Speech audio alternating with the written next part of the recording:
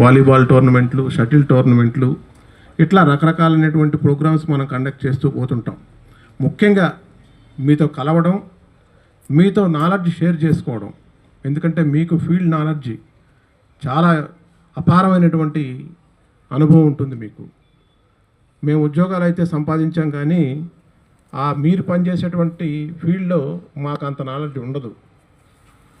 So మీ knowledge మేము కొంత తెలుసుకొని మేము చేసేటువంటి ఉద్యోగాన్ని ఇంకొంచెం మెరుగ్గా చేయడానికి మీరు మాకు సహాయ సహకారాలు అందిస్తున్నారు. దానికి వచ్చారు. సో స్పోర్ట్స్ అనేటువంటివి ఇంతకుముందే మన ఆఫీసర్ చెప్పినట్టుగా ప్రతి ఒక్కరి జీవితంలో స్పోర్ట్స్ ఒక భాగం కావాలి. అది చిన్న పెద్ద, పేద ధనిక అనేటువంటి సంబంధం లేకుండా శారీరక దృఢత్వమే కాకుండా మానసిక. ఈరోజు చాలా సంతోషం. చాలామందిని, దాదాపుగా 13 గ్రామాల నుంచి వచ్చినటువంటి మీ అందరినీ ఈరోజు కలుసుకోవడం అనేటువంటిది చాలా ఆనందంగా ఉంది. సో వారు చెప్పినట్టుగా ఈ కోస్టల్ సెక్యూరిటీ పోలీస్లో వారి దైనందిన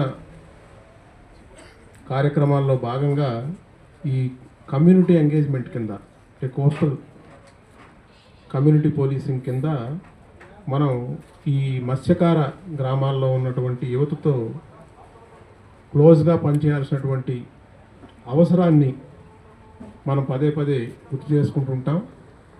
యాక్టివిటీస్ ఇవన్నీ చేసినప్పటికీ కూడా ఈ భారతదేశం యొక్క భద్రత, ఆంధ్రప్రదేశ్ యొక్క అభివృద్ధిలో ఉంటుంది. అందుకే దేశ భద్రతకు వచ్చేటప్పటికీ మన మత్స్యకార గ్రామాల్లో ఉన్నటువంటి ప్రజల్ని ice and years of coastal security police అంటారు. అంటే మీరు చూడగలుగుతారు, అక్కడ మీరు వినగలుగుతారు. ఆ సముద్రంలో జరిగేటువంటి కార్యకలాపాలు కానీ, సముద్రం ఒడ్డున జరిగేటువంటి కార్యకలాపాలు కానీ మీకు ప్రత్యక్షమైనటువంటి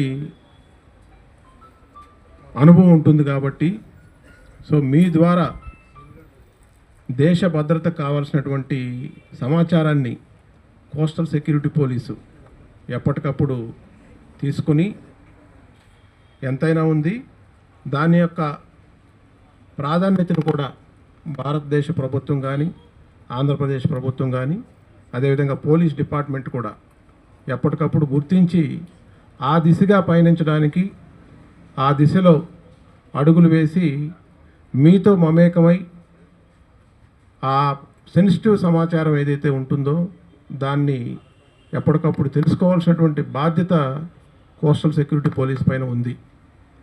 సో దానిలో భాగంగా కోస్టల్ సెక్యూరిటీ పోలీస్ నుంచి అధికారులు, సిబ్బంది మీ గ్రామాలకి ఎప్పటికప్పుడు విజిట్ చేస్తున్నారు.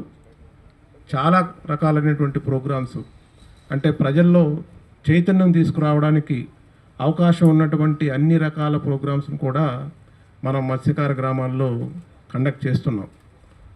దానికి ఉదాహరణగా చెప్పుకుంటే ఈ డ్రగ్స్ మీద, మత్తు పదార్థాలకు సంబంధించినటువంటి అవగాహన సదస్సులు, దాని ద్వారా జరిగేటువంటి నష్టాలు, మీరు యువత ముఖ్యంగా మీ భవిష్యత్తు, మీ కుటుంబం యొక్క భవిష్యత్తు, ఈ రాష్ట్రం యొక్క భవిష్యత్తు, దేశ భవిష్యత్తు మీ మీద ఉంది.